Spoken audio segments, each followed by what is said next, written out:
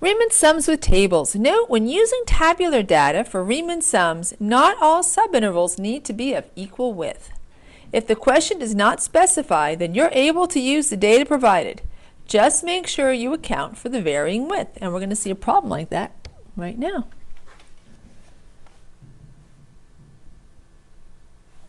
As soon as the page turns. You need to have like music in the background waiting for the pages. Use the subintervals in the table. Approximate the area under f of x using a left-hand approximation. Now here's one little hint that I'm going to give you.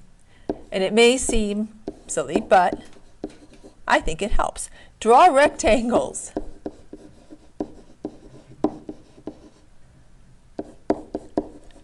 It will help.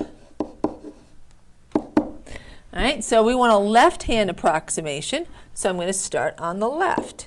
So there's a rectangle. So notice I'm going from one value to the next value.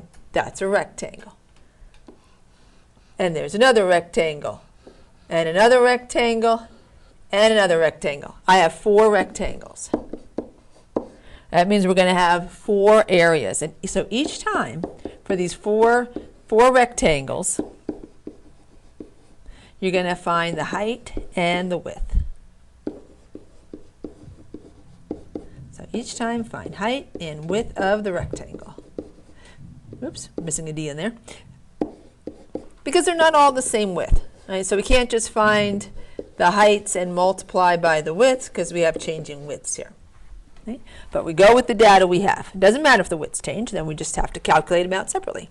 All right, so rectangle 1. All right, so I'm just going to illustrate which values we're taking, right? So we want the left-hand side, the left-hand side, the left-hand side, the left-hand side. We're done, right? So this is for rectangle 1, this is for rectangle 2, rectangle 3, and rectangle 4.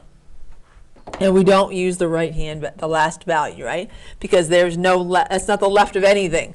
It's the right hand side of the last rectangle. So rectangle 1, right? So the height is the value of the function, and the, right? So that would be 8, right? And the width is just how long it, how wide is it? What's the difference in the x values from the left hand side to the right hand side of that rectangle? Right, so the width is 3, right? 1 minus 4. And actually, I'll have to put this in as height, just so that it's really clear. So 8's the height, and then the width is 4 minus 1. Right, so that means this rectangle's area is 8 times 3, or 24. Right? And then we have, I'm going to switch colors here, rectangle 2. Right, what's the height of rectangle 2? Well, that would be 2. What's the width? We're going from 2 to we're going from 4 to 6. Always make sure you're looking at the right spot. So 4 to 6. So that's 6 minus 4. So that's 2 times 2. That rectangle has an area of 4. Rectangle 3. Right? So what's the height for rectangle 3? That's 3. What's the width? Right? So we're going from the I keep wanting to look at the wrong value, the 11 to the 6. I'm looking at the right value. My mouth wants to say the wrong one, right? So 11 minus 6, right? Because here's where you get all the x values, where you get all the widths. The y values are all the heights, right? So the third rectangle is 11 minus 6, so that's going to be 3 times 5, or 15. And then the last rectangle, rectangle 4. All right, so what's the height of rectangle 4? Well, that's 6. All right, what's the width? All right, we're going from 11 to 12, so 12 minus 11. So you see how we used the 4 left-hand values in the table for the y, and then you just have to make sure you have the right widths. Right, so it's the width of each of the rectangles, right? So we go from 4 minus 1, we have 6 minus 4, we have 11 minus 6, and the last rectangle's width is 12 minus 11, right? So it's the difference between those x values. those consecutive x values. So this would be 6 times 1, or 6. All right, so now for the sum, you just add them all up.